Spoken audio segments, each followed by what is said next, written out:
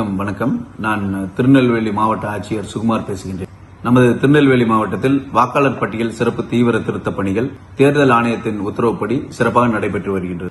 4/11/2025 முதல் கணக்கீட்டு படிவங்கள் வழங்கப்பட்டு பூர்த்தி செய்யப்பட்ட படிவங்கள் வாக்காளர்களிடமிருந்து பெறப்பட்டு தன்னார்வலர் உதவியுடன் வாக்குச்சாவடி நிலை அலுவலர்களும் BLO ஆப்பில் இரவு பகலாக பதிவேற்றம் செய்து வருகிறார். திருநெல்வேலி மாவட்டத்தில் மொத்தம் 13,71,547 வாக்காளர்கள் கணக்கீட்டு படிவங்கள் வழங்கப்பட்டு 8,06,543 படிவங்கள் இன்று காலை வரை பெறப்பட்டு BLO ஆப்பில் பதிவேற்றம் செய்யப்பட்டுள்ளது.